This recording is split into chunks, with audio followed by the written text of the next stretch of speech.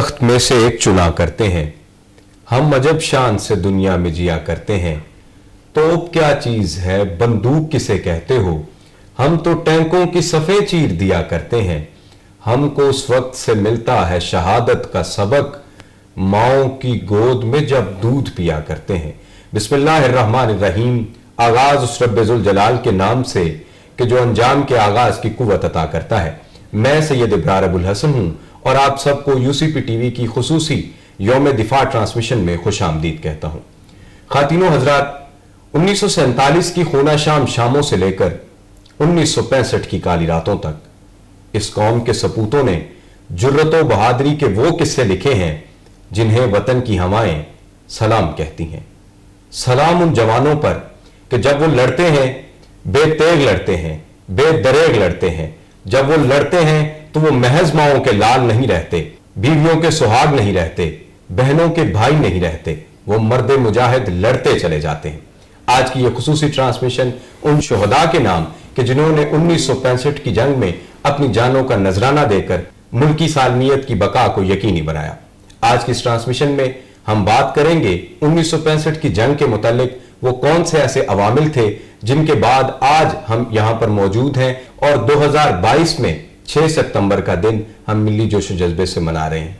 इसी पर बात करने के लिए स्टूडियोज में हमें ज्वाइन किया है, आप किसी तारुफ के मोहताज नहीं है, मेरी मुराद जनाब डॉक्टर सैयद करार Haider. Sir, thank you so much for joining us. मेरे लिए एजाज की बात है कि आपके हमरा आज का ये शो कंडक्ट किया जा रहा है। उसकी वजह यह है कि आपने एक वक्त दिया इसी जरी और गयूर फौज को कि जहां पर आप रहे, आपने अपनी कंट्रीब्यूशन दी और आपने इन सारी चीजों को करीब से मुशाहिदा किया।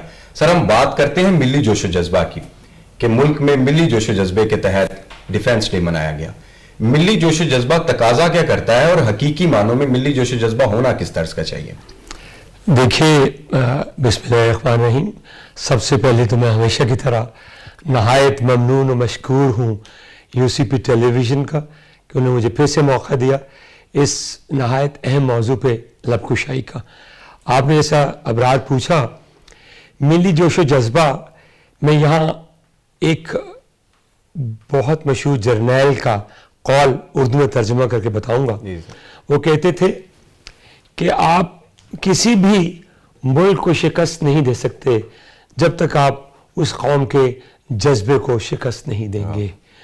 तो मिली जोश जज्बा ये होता है कि बॉर्डर पे चाहे कुछ भले कुछ मर्जी हो रहा हो, आप अपनी सफ़ों में इत्तेहाद रखिए, यगानगत रखिए, भाईचारा रखिए, एक पाशगी रखिए और पूरे मिली इत्तेहाद के साथ दुश्मन के हर उस वार को नाकाम बनाइए जो कि मैदान जंग से होके आपके इज़हान तक पहुंचता है, फिर आपके रूह में सरायत करने की कोशिश करता है। तो अल्हम्दुलिल्लाह हमें ज़रूरत नहीं है, हमें जो कुरान और सुन्नत का सबक जो मिला है, हमें जो गज़वात का सबक मिला है, हमें जो तरीक़े दरख्शाएँ इस्लाम का सबक मिला है, हमें वो जज्बा कूट कूट के भरा होता है, मौजूद होता है, हमें सिर्फ उसको ट्रिगर करने की ज़रूरत होती है। तो हमने ट्रिगर कर लिया 65 में, आपको आगे बताऊंगा जब आप सवाल करेंगे कि ये किस तरीके से उजागर हुआ। और सर, चूँकि आपने एक जज्बे की बात की कि एक जज्बा है जो कि हम में जज्बा हुब्बुल वतनी भी है और उसके बाद चूँकि हमारी इतनी शानदार तारीख़ है जो हमें इस चीज़ के लिए तैयार करती है कि किस तरह जुल्म के ख़िलाफ़ उठ खड़े होना है।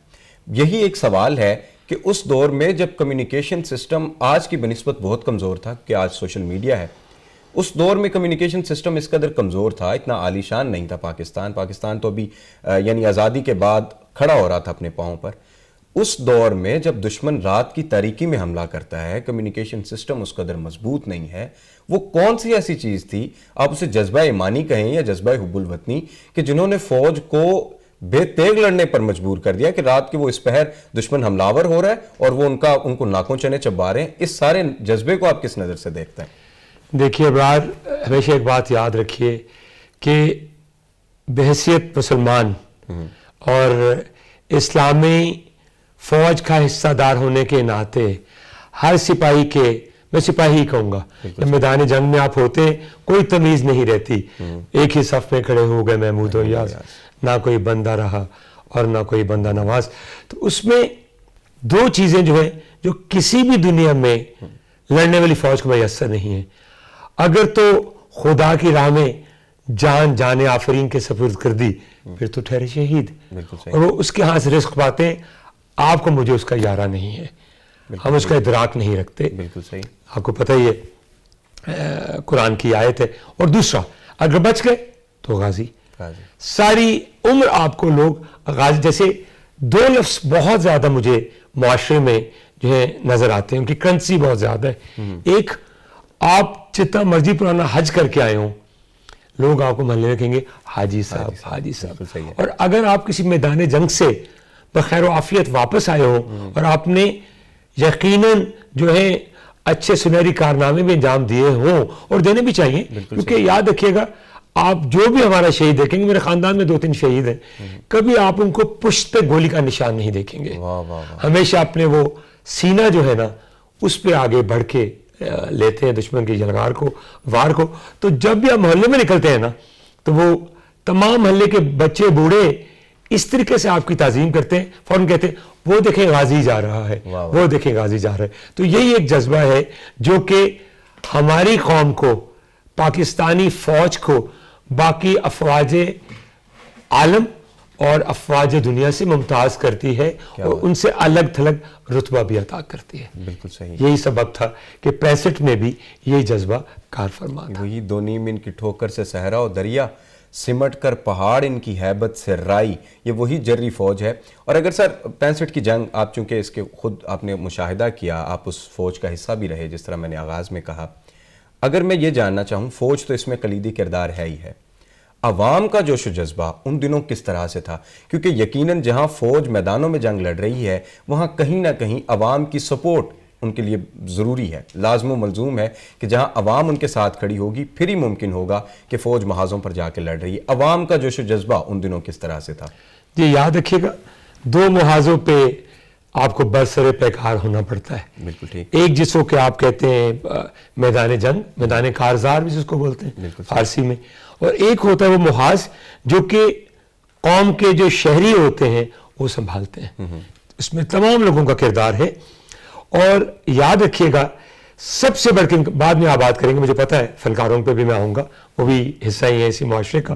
لاہور شہر, میرا تعلق لاہور کے ایک اندرونی علاقے سے ہے, اور لاہوریے جو ہے نا ان کو بھی آپ نے کہا نا, جیسے بہت مشہور ایک مہدی حسن کا تھا, ملی نغمہ تھا کہ خطہ لاہور تیرے جانثاروں کو سلام, شہریوں کو, غازیوں کو, شہ سواروں کو سلام. آگے پھر بیان کروں گا. تو لاہور کے لوگ اتنے نڈر تھے, اتنے بے باک تھے کہ بعض اوقات جب پتہ ہے جب آپ بمباری کے لیے آتے ہیں, کیونکہ میرا تعلق سائنس سے ہے, تو آپ کو اپنے ٹارگٹ کو لاک کرنے کے, وہ کمپیوٹر کا زمانہ نہیں تھا. بالکل صحیح. ٹھیک ہے, وہ کمپیوٹر کا زمانہ نہیں تھا, بہت رگڈ قسم کی سائنس تھی اور ساری اسٹرافنگ وغیرہ کرنی پڑتی تھی. تو وہ نیچے آتے تھے تو باقاعدہ بیٹھے ہوئے لوگ بتاتے ہیں کہ پائلٹ نظر آتے تھے, ہنٹر جہاز ان کے تھے زیادہ, بہت زیادہ آتے تھے, نظر آتے تھے.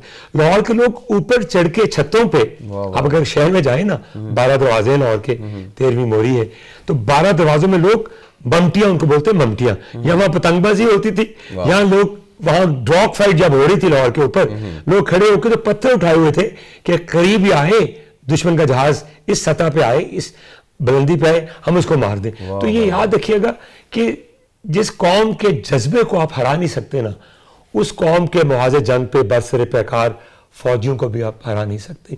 تو یہ ہمارے پاس جو دوسری لیئر تھی نا, جو دوسری لیئر تھی ہمارے پاس دبیز قسم کی, اس میں اتنا زیادہ لوگوں میں جوش و خروش تھا. ابھی تو آج سیلاب ہے نا, بعد میں بھی اس پہ بات کریں گے. ان دنوں میں بھی لوگ محاذ جنگ پہ جا کے منع کرتے تھے فوجی, خدا را آگے میں جاؤ, کھانا پکا کے خشک راسن, چنے, گڑ, چینی, اس طرح کی چیزیں لے کے جاتے تھے کہ اپنے فوجی بھائیوں کے شانہ بشانہ ہوں گے. تو جس قوم میں مر مٹنے کا جذبہ موزن ہو تو اس کو کوئی شکست نہیں دے سکتا. کیا بات. سر آپ نے اسی طرح سے فنکاروں کا ذکر کیا, کیونکہ جہاں عوام کا ذکر کیا جا رہا ہے وہاں فنکاروں کی پرفارمنسز نے, خواہ وہ ملی نغمے ہوں یا جنگ کے دنوں میں اس جنگی نغمے جس طرح سے انہوں نے گائے, انہوں نے بھی ایک نئی روح پھونک دی تھی عوام میں, اور اسی کا ہمیں یہ اثر نظر آیا کہ عوام بھی فوج کے شانہ بشانہ کھڑی ہو گئی. ان دنوں بہت بڑے بڑے نام ہمارے سامنے آئے. تو کیا ان ملی نغموں سے فوج کی بھی جرت اس قدر ہی بڑی, کیونکہ عوام کی سپورٹ تو اس قدر حاصل تھی ہی, تو کیا ان فنکاروں یا ان ملی نغموں یا جنگی نغموں سے فوج کی جرت بھی اس قدر اضافہ ہوا؟ دیکھیے میں بالخصوص تمام ناموں کے ساتھ ساتھ ایک تو دو شعرا وہ بالکل اس طرح بلندیوں پہ ہیں. ایک صوفی غلام مصطفیٰ تبسم ٹھیک، جو کہ ان کا شعبہ تعلیم و تدریس سے تعلق تھا گورنمنٹ کالج لاہور میں، شعبہ فارسی ادبیات کے وہ صدر شعبہ فارسی تھے جس کو آپ چیئرپرسن کہتے ہیں آج کل، ٹھیک ہے. اور دوسرے جمیل الدین علی، ٹھیک. اس سے بڑھ کے تیسرے مشیر قاسمی. کون کون سے نغمے فنکاروں میں بعد میں ہوں گے، بھی فنکار ہیں، لکھاری بھی فنکار ہوتے ہیں. صوفی تبسم کے وہ ماہی چھیل چھبیلا ہے نہیں کرنیل نہیں جرنیل نہیں، دوسرا اے پتر ہٹاتے نہیں وکدے، تیسرا میرا ڈھول سپاہیا تینوں رب دیاں رکھا، یہ صوفی تبسم صاحب کا. بالکل صحیح. اور دوسرا بہت جو نام کمایا ایک ملی نغمے نے ترانے نے وہ تھا کہ اے وطن کے سجیلے جوانوں میرے نغمے تمہارے لیے، یہ جمیل الدین علی صاحب کا واہ واہ بہت بڑا نام تھا، یہ ان کا تھا. اور تیسرا جو میں نے بھی آپ کو نام لیا وہ جو مشیر قاسمی صاحب، اے راہ حق کے شہیدو ٹھیک ٹھیک، وفا کی تصویر ہو تمہیں وطن کی ہوائیں سلام کہتی ہیں، ان کا. اچھا بہت کم لوگوں کو پتا ہوگا، لوگ اس پہ غلطی کر جاتے ہیں کیونکہ میرا تعلق ہے شعبہ موسیقی سے بھی، مجھے اچھی لگتی ہے موسیقی، مجھے شوق بھی ہے. تو یہ گایا نسیم بیگم نے. اچھا. ان کی آواز میں اور نور جہاں کی آواز میں بہت مماثلت تھی. تو لوگ بہت کم لوگ جانتے ہیں کہ نسیم بیگم صاحبہ نے یہ نغمہ گایا تھا، اے راہ حق کے شہید ہو وفا کی تصویر ہو.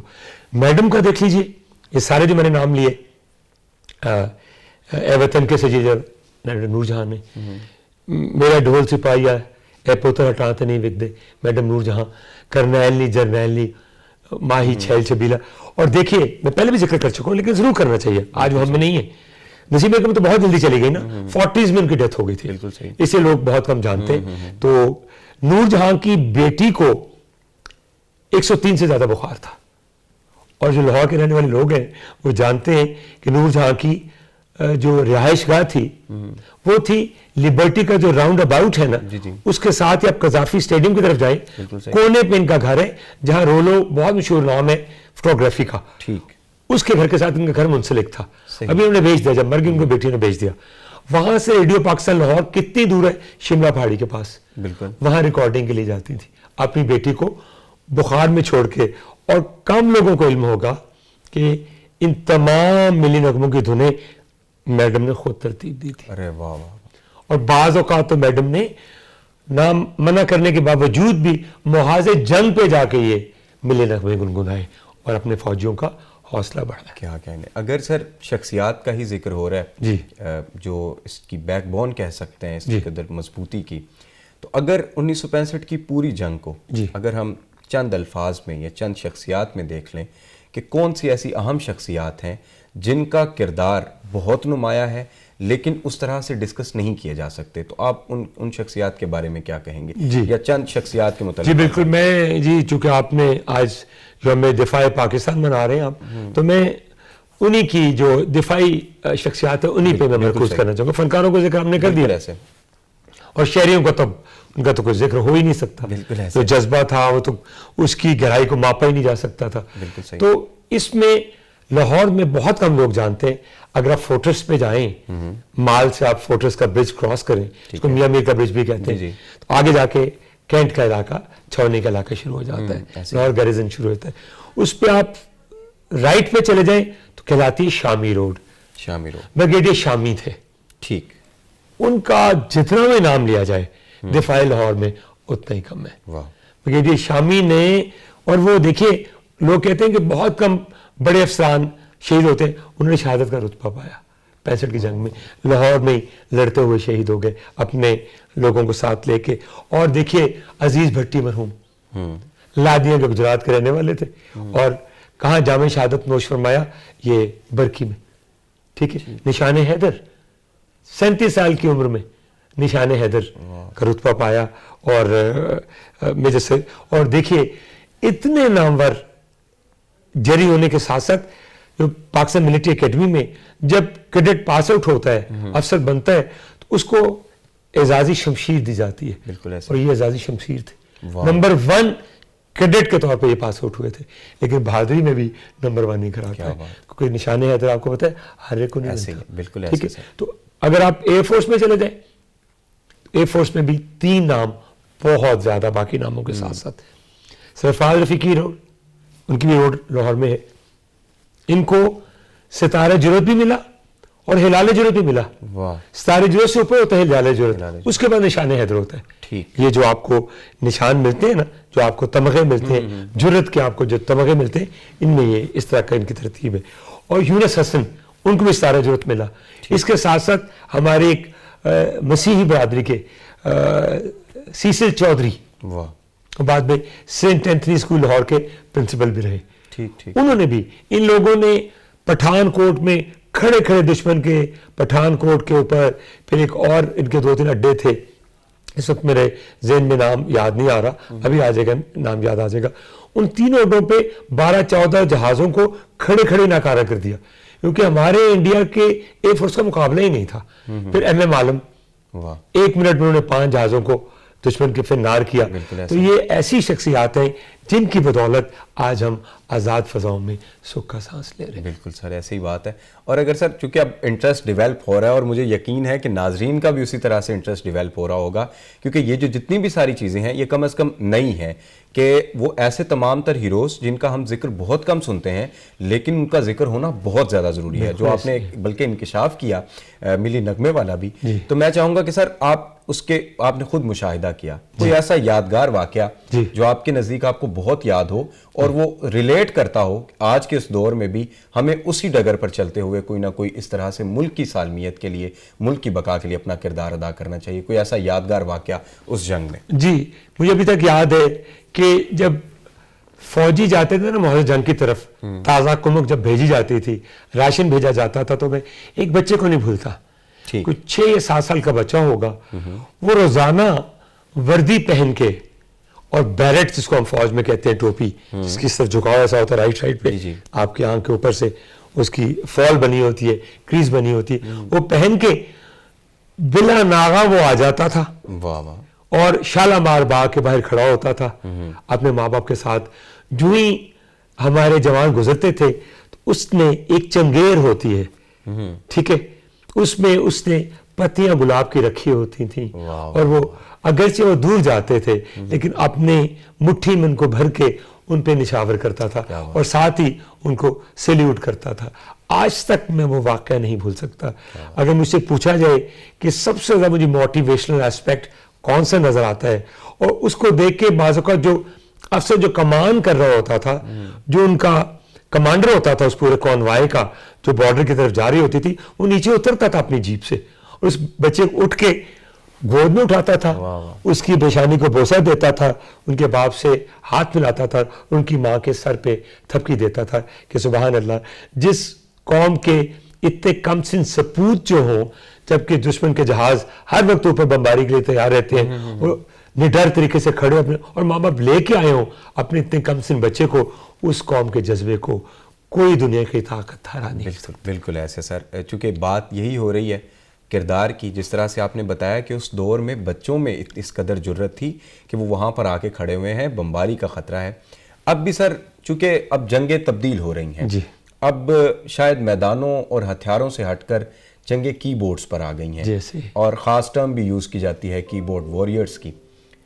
آج کے اس دور میں جہاں 5th جنریشن یا پراکسی وار کے بہت زیادہ خطرات ہیں, جہاں ہماری ہر چیز ظاہر ہے اسی طریقے سے منسوب ہے, ڈائریکٹلی آ کے اٹیک شاید کرنا مشکل ہو, لیکن 5th جنریشن کے ذریعے کسی قوم کو گرانا شاید آسان سمجھا جاتا ہے. آج کے اس دور میں اسٹوڈنٹس کو, نوجوانوں کو کس طرح سے اپنا کردار ادا کرنا چاہیے؟ چونکہ ایک کمیونٹی ہے جو یونیفارم میں ہے, جو بارڈرز پر ہے, جو دفاع کے کام سر انجام دے رہے ہیں. دوسری کمیونٹی ہے اسٹوڈنٹ کمیونٹی یا ینگ جنریشن, ان کو اپنا کلیدی کردار ادا کس طرح سے کرنا چاہیے؟ دیکھیے 65 کے بعد 71 تک جو بیچ میں وقفہ تھا, اس میں ہم نے نیشنل کیڈٹ کور قائم کر لی, طلبہ کے لیے اور طالبات کے لیے. ٹھیک ہے, NS نیشنل سروس بھی قائم کر لی, جو بچے والنٹیئر ہوتے تھے آگے جا کے محاذ جنگ پہ ٹریننگ لیتے تھے فوجیوں کے ساتھ. اب یہ ضرورت ہے کہ ہمیں دوبارہ اس کلچر کو کیا نئے طریقے سے آپ بتا رہے ہیں.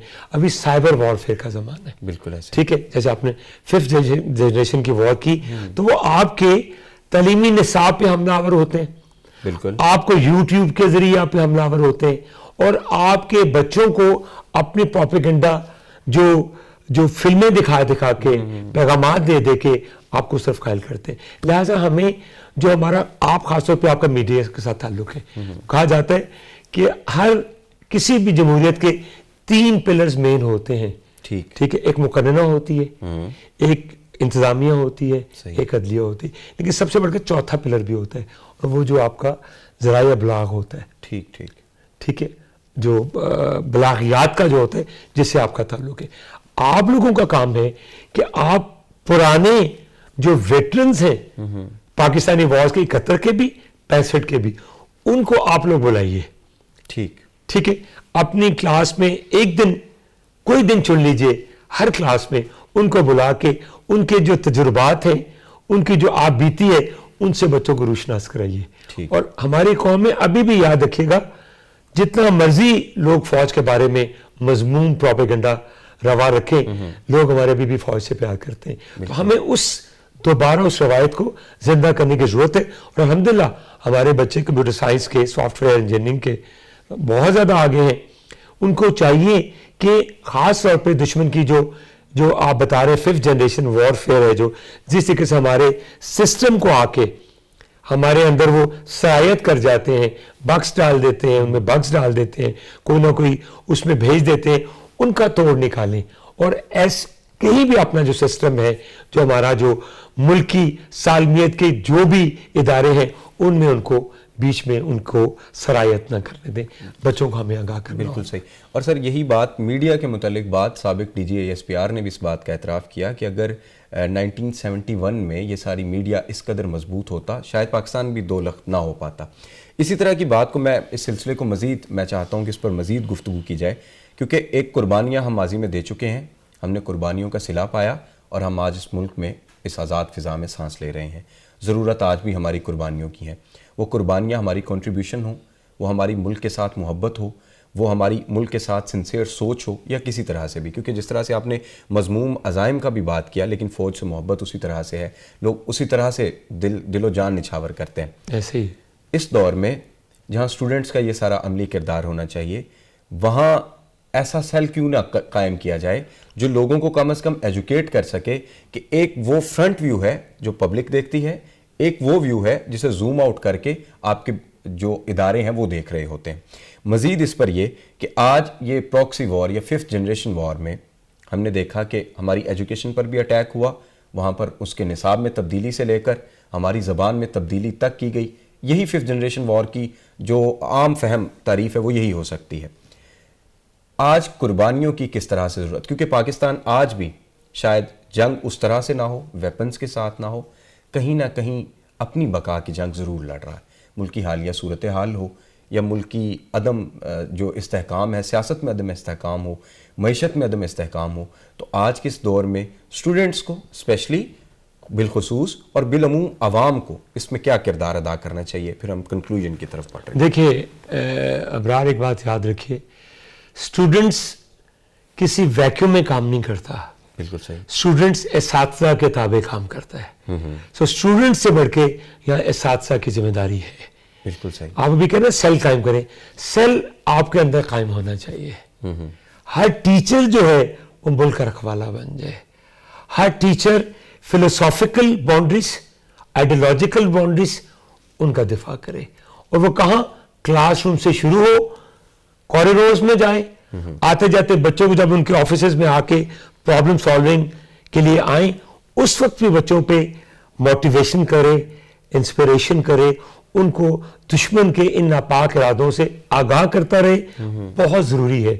یہ سیل روز چارج ہونا چاہیے. اس کو میں سیل نام دے رہا ہوں, 1.5 وولٹ والا سیل, جو کہ ٹرانزسٹر میں پڑتا ہے, جو کہ آپ کے ٹارچ میں پڑتا ہے. یہ ٹیچر کو چاہیے کلاس میں جانے سے پہلے اپنے سیل کو چارج کر کے جائے اور بچوں کو بتائے, دیکھیے جو کمپیوٹر سائنس والے ہیں اپنے فیلڈ میں کام کریں, آپ جو میڈیا اسٹڈیز والے ہیں اپنے فیلڈ پہ قائم کریں, میں جو سائنس والا ہوں اپنے فیلڈ پہ کام کروں, جو اکنامکس والے ہیں اپنے فیلڈ پہ قائم کریں, جو اسٹوڈنٹس افیئر والے ہیں اپنے فیلڈ پہ قائم کریں. اس کے ساتھ ساتھ یہ میں بتا رہا ہوں کہ بالکل آپ کی بات سے میں اتفاق کروں گا, ہر مہینے آڈیٹوریم میں اسی پلیٹ فارم کے توسط سے اپنی یونیورسٹی کے ارباب اقتدار سے اور وائس چانسلر صاحب سے خاص طور پہ میں یہ درخواست کروں گا کہ ہر مہینے چاہیے آپ کو کہ آڈیٹوریم میں آپ ایک ایسا سیشن رکھیں جس میں تاریخ گزشتہ, بالکل صحیح, تاریخ موجودہ کے آئینے میں تناظر میں بچوں کو آگاہ کیا جائے کہ پہلے کیا طریقہ کار تھا دشمن کا آپ کی صفوں میں گھس کے آپ میں اتحاد کو پارا پارا کرنے کا, اور آئندہ اور موجودہ کیا ان کا ارادہ ہے, اس کو ہم کس طریقے سے ناکام اور نامراد بنا سکتے ہیں. یہ تبھی ممکن ہے اگر ہم سب اکٹھے ہو کے قائد اعظم کے اس مقولے کے بقول اتحاد, تنظیم, یقین محکم کو بروئے کار لاتے ہوئے. اور یونیورسٹیاں یاد رکھیے گا, آج کل کے زمانے میں یونیورسٹیاں جو ہے نا, جیسے قائد اعظم نے کہا تھا علی گڑھ یونیورسٹی کو کہ وہ تحریک پاکستان کا اسلحہ خانہ تھی. ہماری ہماری یونیورسٹیوں کو بھی چاہیے کہ استحکام پاکستان کا اسلحہ خانہ بن جائے. کیا بات, وہ تحریک پاکستان کا تھی, اب استحکام پاکستان کا اسلحہ خانہ بن جائے. اور یہ کسی طور پہ ممکن نہیں ہے جب تک ہماری انتظامیہ یہاں کوئی ایسا بندوبست نہ کرے کہ بچوں کو اپنے جو ہمارے اصل میں جو ہمارے جو تمام کے تمام ذرائع ہیں ان کی طرف راغب کیا جائے. بالکل بالکل سر, خوبصورت بات. ناظرین, یہی وہ بات ہے, چونکہ آج یہ دن محض اس دن کو یاد کرنا اور اس پر گفتگو کرنا نہیں, بلکہ یہ تجدید عہد کا دن بھی ہے. آج ہمیں یہ عہد کرنا ہوگا, اس چیز پر ہمیں یقین محکم بنانا ہوگا کہ ہم ملک کے لیے, ملک کی سالمیت کے لیے اور اس ملک کے لیے جو اپنی انٹینشنز ہیں, اپنی سوچ ہیں, جو اپنے نظریات ہیں, وہ اس کے ساتھ ہم متفق رکھیں گے. پھر ہی وہ وقت آئے گا کہ ہم دنیا پر حکمرانی کر سکیں گے. اور اسی کے ساتھ میں اجازت چاہوں گا کہ قسم ہے ہمیں اپنے تازہ لہو کی, قسم زندگی کی, قسم آبرو کی, سدا ہم رہیں گے وطن کے نگہباں, وطن اپنا کعبہ, وطن اپنا ایماں, گر کوئی سمجھے بہک جائیں گے ہم, تو گرج کر یہ بات سمجھائیں گے ہم. جو نفرت بڑھا کر وطن بیچتے ہیں, وہ اپنی ہی ماں کا کفن بیچتے ہیں. کسی کو یہ سودا چکانے نہ دیں گے, وطن پر کبھی آنچ آنے نہ دیں گے. اپنے میزبان سید ابرار ابوالحسن کو اجازت دیجیے. اللہ حافظ و ناصر.